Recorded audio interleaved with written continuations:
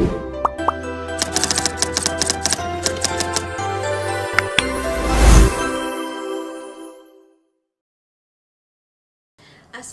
warahmatullahi wabarakatuh. The title for our assignment is a survey on the effectiveness of game-based learning to enhance interest and performance in mathematics among UPSI students. This is our group members, which is Farnisha, Aisyah, Hummairah, Elmi, Shuhada, and me, Farzana. For introduction, the traditional teaching methods are not relevant in order to implement critical thinking skills for 21st century learning, as the memorization method and passive learning is often used previously. It is static and passive because they do not engage the students, which will make it harder for them to understand the topic and the teachers to deliver the lesson. But ETL 2019. There is a need for an innovative approach in the classroom, which is game-based learning, especially on subjects that are often perceived as difficult, such as mathematics. Therefore, the goal of this study is to determine whether game-based learning is effective to use in order to enhance student interest and performance in mathematics. The population of this study is all of the students in University Pendidikan Sultan Idris UPSI, while the sample of this study is 58 UPSI students from all programs and faculties. The importance of this study is because it provides insights on how innovative teaching approaches, especially game-based learning, can give impact on students' engagement and academic performance. This game-based learning strategy performance is way better than traditional learning outcomes, according to McLaren ETL 2017. Furthermore, Lin and Aloy 2021 states that game-based learning has a moderate to the large impact on a number of developmental outcomes, such as motivation, engagement, emotional development, social development, and also cognitive development. By understanding the effectiveness of game-based learning in mathematics, the educators can implement strategies that can help to foster an enjoyable learning environment. There are 4 objectives, which is to estimate the value of mean, variance, and standard deviation of students' interest in mathematics when using game-based learning. Second, to compare the value of the mean of a student's interest in mathematics when using game-based learning. Third, to compare the value of the variance of a student's interest in mathematics when using game-based learning. And the last one is to determine whether game-based learning is effective to use in order to enhance students' interest and performance in mathematics. For this study, questionnaire was used as the main instrument to assess UPSI students' interest and performance in mathematics through game-based learning. The questionnaire consists of 7 sections. Section A collect demographic information, while Section B to G focus on core areas such as interest, experience, perception, readiness, challenges, and suggestion for improvement.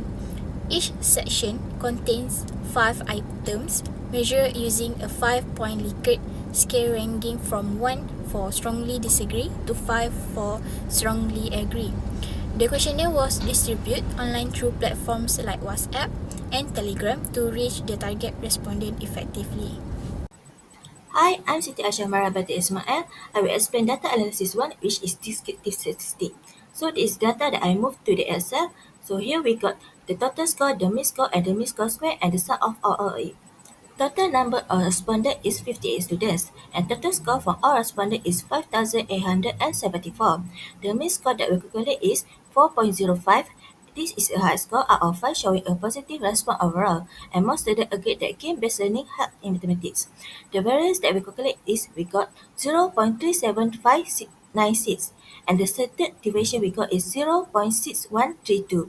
This means the response are slightly spread out from the average. Some students had different opinions, but most were still positive, and the spread is not too wide, so the data is consistent and reliable. For frequency table, the female student is 38, which is 65.5%, and the male student is 20, which is 34.5%.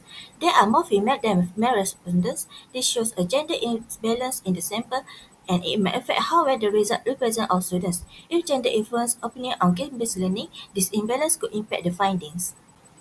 The bar chart shows the number of male and female respondents. It clearly shows that more female students participate than male students. The difference in bar heads make the gender imbalance easy to see. This chart helps us quickly understand the gender distribution, and it is a useful tool to see the data without reading the full table. The pie chart shows the gender distribution as part of a whole. It displays the proportion of male and female respondents, and the larger female segment showed that most respondents were female. This reinforced the result that more females took part in the survey, and pie charts are good for showing percentage clearly, and it helps to visually highlight the gender gap in the data. The histogram shows how students' mean scores are spread out. Most scores fall between 3.5 and 4.5, showing positive responses. This suggests that students found game-based learning effective and engaging. The histogram has a slightly right skew, meaning a few students give very high scores.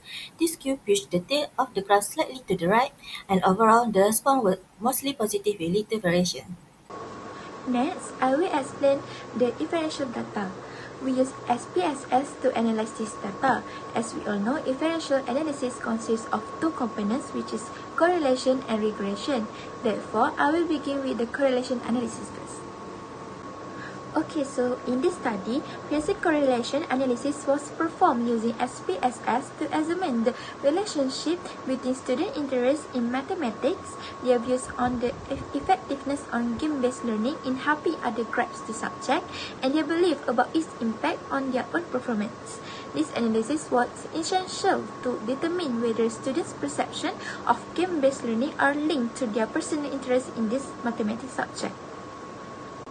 Okay, so for the result, as you can see from the picture given, the results show a moderate positive correlation, which is R equal to 0.424 between student interest in mathematics and their belief that game helps students understand the subject.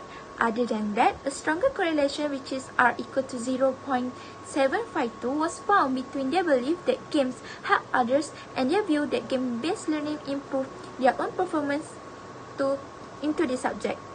Therefore, both results were statistically significant, suggesting that students who see game-based learning as helpful are more likely to be interested in mathematics and believe it boosts their performance.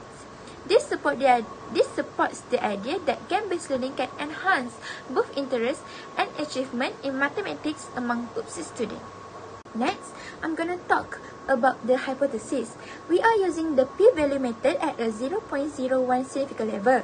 This is because both correlation was statistically significant, which is at p equal to 0.001 and p less than 0.001, leading to the rejection of the null hypothesis and confirming a meaningful relationship between student interest, their perception of game-based learning, and its impact on their performance in mathematics. Thus, the hypothesis that can be drawn from this research is that students who perceive game-based learning as helpful for understanding mathematics are more likely to show greater interest in the subject and believe it enhances their own academic performance in mathematics.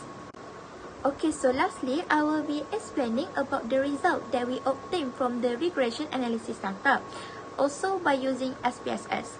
We run two simple linear regression models to find out what influences students believe that game-based method can help others understand mathematics.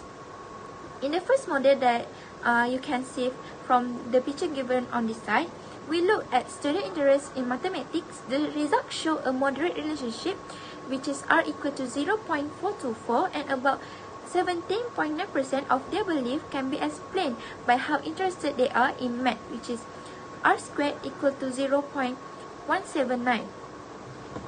For second model, we focus on whether students believe that game-based methods improve their own academic performance in math.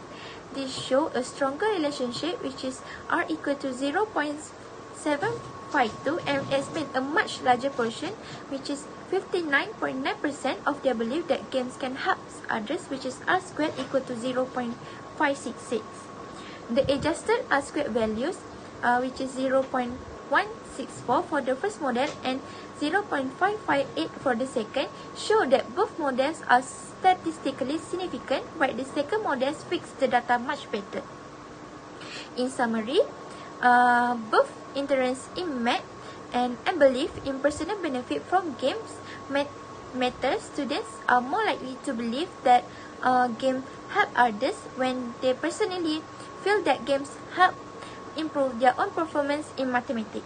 Based on the finding, we can conclude that game-based learning is an effective method to enhance students' interest and performance in mathematics.